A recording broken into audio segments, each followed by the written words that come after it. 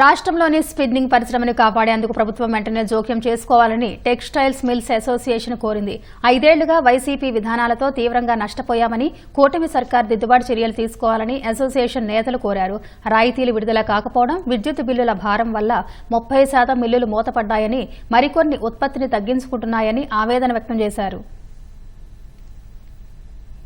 Spinning పరిశ్రమ అనేది కంప్లీట్గా ఈ రూరల్ గ్రామీణ ప్రాంతాల్లో డెవలప్ చేయబడిన ఇండస్ట్రీ ఇది.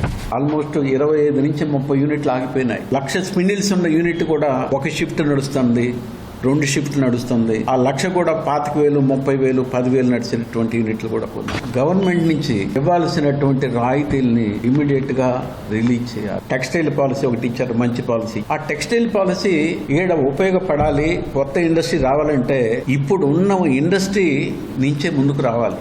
వీళ్ళు సరిగా ఉంటే ముందుకెళ్తుంది. మరి విపరీతమైన పవర్ చార్జెస్, ప్రోడక్ట్ తయారు చేయాలి అంటే ఇవాళ మా స్పిన్నింగ్ ఇండస్ట్రీలో కానీ టెక్స్టైల్ తో 30% ఆఫ్ ద కాస్ట్ మనకి పవర్ మీదే ఉంటుంది. పవర్ కాస్ట్ ని ఏం చేయాలి అని అంటే మరి ఇవాళ 20, 21, 22 ప్రతి సంవత్సరం ఏదైతే పవర్ కొంటున్నారో దాన్ని ఒక 2 సంవత్సరాల తర్వాత 3 సంవత్సరాల తర్వాత తీసుకొచ్చి ఆ ఛార్జెస్ అన్నింటినీ కూడా ఇప్పుడు ఇంపోజ్ చేస్తా ఉన్నారు. ఈ రోజు ఇండస్ట్రీ బాగాలేదు, ఈ రోజు మేము తట్టుకునే పరిస్థితి లేదు. కానీ ఆ పాత రోజుల్లో, పాత సంవత్సరాల్లో మేము వాడుకున్నటువంటి పవర్ ఛార్జెస్ మీద ఈ రోజు ఆ రేటు FPPCI ఛార్జెస్ కానివ్వండి, ట్రూ అప్ ఛార్జెస్ కానివ్వండి, ఇప్పుడు 3 రకాల ఛార్జీలు వేస్తా ఉన్నారు. ఇవాళ మన పవర్ బిల్లు చూస్తే ఆ ఛార్జీలన్నింటినీ మేము తట్టుకునే పరిస్థితి లేదు.